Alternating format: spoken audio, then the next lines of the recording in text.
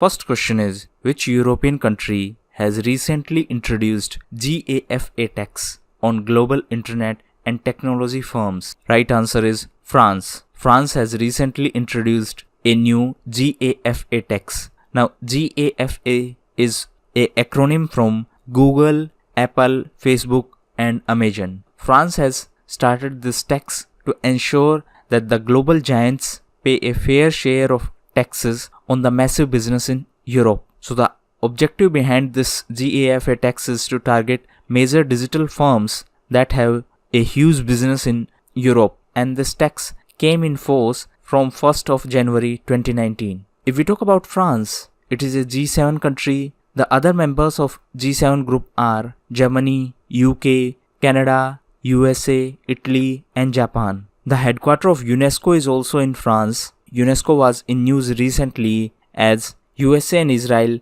formally left UNESCO. UNESCO stands for United Nations Educational, Scientific and Cultural Organization. The headquarters of FATF, that is Financial Action Task Force, is also in France, in Paris. And recently, Israel became the 38th member of FATF. On the other hand, the headquarters of Interpol is also in France, in Lyon. And recently, Mr. Kim Jong-un, who is from South Korea, became the president of Interpol. France was also in news because of Yellow Vest protest. Also, the president of France, Mr. Emmanuel Macron, and Prime Minister of India, Mr. Modi, were given United Nations Champions of Earth Award. Next question is, which Indian bowler has become the highest international wicket taker in 2018? Right answer is Mr. Jasprit Bumrah. Mr. Bumrah has become the highest international wicket taker in all formats in 2018. Overall, he took 78 wickets and he surpassed Mr. Rabada, who took 77 wickets. Mr. Rabada is from South Africa.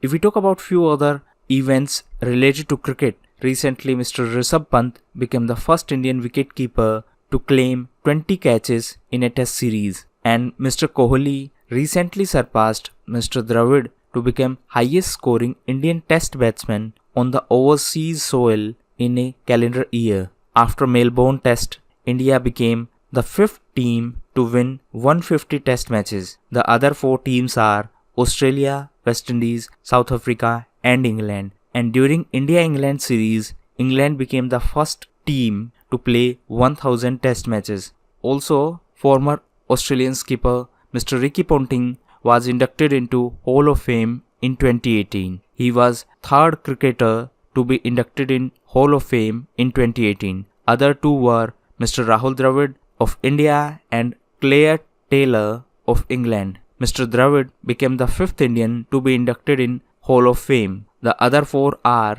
Mr. Sunil Gavaskar, Mr. Bishan Singh Bedi, Mr. Kapil Dev and Mr. Anil Kumble. Next question is, what is the theme of 106th edition of Indian Science Congress? Right answer is Future India, Science and Technology. The 106th Indian Science Congress has been inaugurated by Indian Prime Minister Mr. Modi at Lovely Professional University in Jalandhar in Punjab. Theme of the event was Future India, Science and Technology. If we talk about Punjab, recently Punjab banned the sale of glycophosphate. Glycophosphate is a herbicide which is extensively used. Now why it has been banned? Because it is a cancer causing material. The Punjab Assembly was also in news because Assembly passed a resolution to seek 33% reservation for women in Parliament. Recently, Vice President Mr. Venkaiah Naidu also laid the foundation stone for the construction of Kartarpur Sahib Corridor in Gurdaspur district of Punjab. And Punjab recently became the 3rd state of India to ban hookah bars. Earlier 2 states were Gujarat and Maharashtra. The state government of Punjab also started Tatkal Seva for property registration. Next question is, recently Union Cabinet has approved merger of Vijaya Bank and Dena Bank with Bank of Baroda. In terms of market value, what would be the rank of combined merger bank? Right answer is 3rd. Union Cabinet has approved the merger of Vijaya Bank and Dena Bank with Bank of Baroda. So with this merger, Bank of Baroda will be the 3rd largest bank after State Bank of India and ICICI Bank. This is first ever 3-way merger in the history of Indian banking.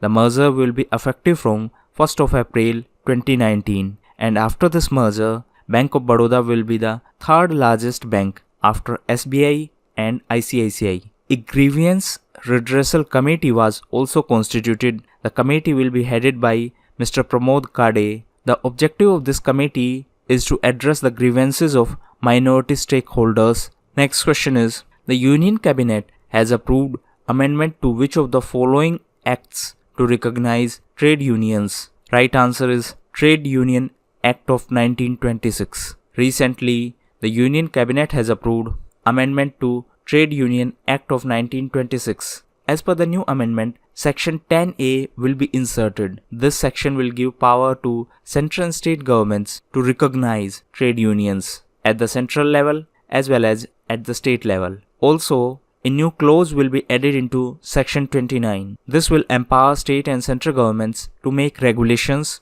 for the manner of recognition and to decide the disputes in this context. So, two new clauses will be added. One to recognize trade unions and another to make regulations for the recognition as well as for the dispute resolution.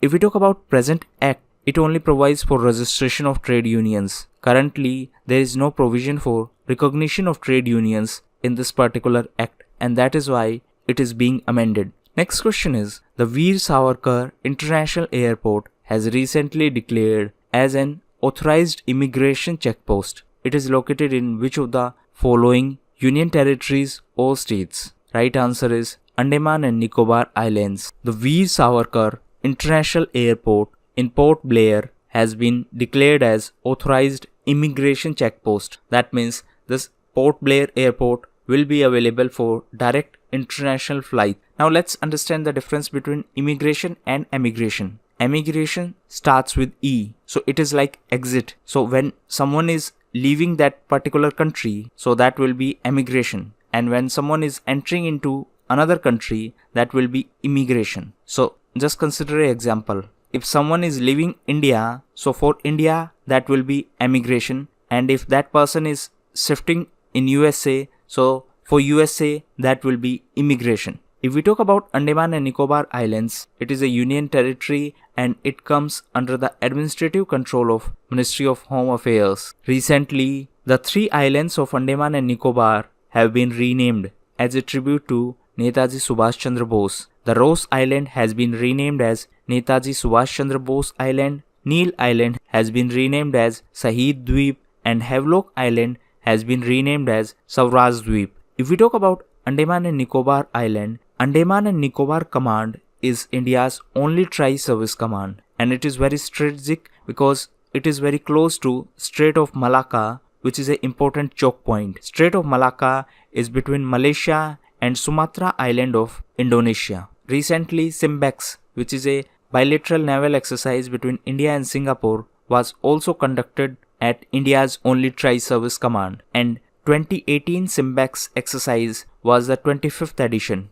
Next question is, Justice A.K.C. Cree has become the new executive chairman of National Legal Services Authority. Which of the following is not a function of NALSA? The question is not a function of NALSA. So obviously RTI related issues are dealt by Central Information Commission. Central Information Commission was also in news as recently President appointed Mr. Sudhir Bhargav as Chief Information Commissioner. Now coming back to NALSA, it is National Legal Service Authority. It was constituted on 5th of December 1995 under the authority of Legal Services Authorities Act of 1987. The post of Executive Chairman got vacant after the retirement of Justice Madan Lokur. So now Mr. A.K.C. Cree is the Executive Chairman of NALSA. The Chief Justice of India is the Patron-in-Chief of NALSA, and the second senior most judge of Supreme Court is the Executive Chairman. If we talk about the objectives of NALSA, it intends to provide free legal services to weaker section of society and to organize Lok Adalats for amicable settlements of disputes. Therefore, the basic idea is to ensure speedy disposal of cases and to reduce the burden on overburdened judiciary. Next question is, who is the head of RBI panel on MSME revival? Right answer is Mr. UK Sinha. Former SEBI chairman Mr. UK Sinha has been appointed as the head of 8-member committee for MSME revival. The committee will comprehensively review and propose long-term solutions for the financial stability of MSME. MSME stands for Micro, Small and Medium Enterprises. The head of this committee will be Mr. UK Sinha. He was the former SEBI chairman. If we talk about SEBI, it is Securities and Exchange Board of India. Presently, Mr. Ajay Tyagi is the chairman of SEBI. Now coming back to RBI, recently RBI also constituted a committee to review the economic capital framework. Mr. Bimal Jalan is the head of that committee. If we talk about RBI, the headquarters is in Mumbai. It was established in 1935. It was nationalized in 1949 and Mr. Shaktikant Das is the governor of RBI. Mr. Osborne Smith was the first governor of RBI while Mr. C.D. Deshmukh was the first Indian governor of RBI. Recently, Mr. Ujit Patel resigned from the post of RBI governor and Mr. Shaktikant Das was appointed. Mr. Shaktikant Das is the 25th governor of RBI. Next question is, who has been honored with Kavi Samrat Upendra Bhanja National Award for Lifetime Achievement in Literature? Right answer is Mr. Manoj Das. Mr. Manoj Das, who is an eminent English and Odia literature author, has been awarded Kavi Samrat Upendra Bhanja National Award for Lifetime Achievement in Literature. The ceremony was instituted by Berhampur University of Odisha. If we talk about Odisha, recently Union Petroleum Minister Mr. Dharmendra Pradhan has launched Ujjwala Sanitary Napkin Initiative in Bhubaneswar. So this central government initiative is similar to Odisha government's Khushi scheme. Also, Odisha government recently launched Lexicon of 21 rare tribal languages. The state also launched Saur Jal Nidhi scheme to encourage use of solar energy in irrigation by farmers. Odisha government was also in news as it has started Pitha initiative for the transparent delivery of government schemes. Next question is, which state government has launched Krishak Bandhu scheme to address farmers' distress? Right answer is West Bengal. Recently, West Bengal government has launched Krishak Bandhu scheme to provide financial assistance to farmers and landless laborers. So as per this scheme, the state government will provide financial assistance of Rupee 5,000 per acre in 2 installments. As a component of this scheme, the government will also provide a life insurance cover of 2 lakh and farmers need not to pay any premium for that insurance cover. If we talk about West Bengal, it was also in news as recently Andhra Pradesh and West Bengal withdrew general consent for CBI investigations. CBI stands for Central Bureau of Investigation, and recently Mr. M. Nageshwar Rao has been promoted to the rank of Additional Director of CBI.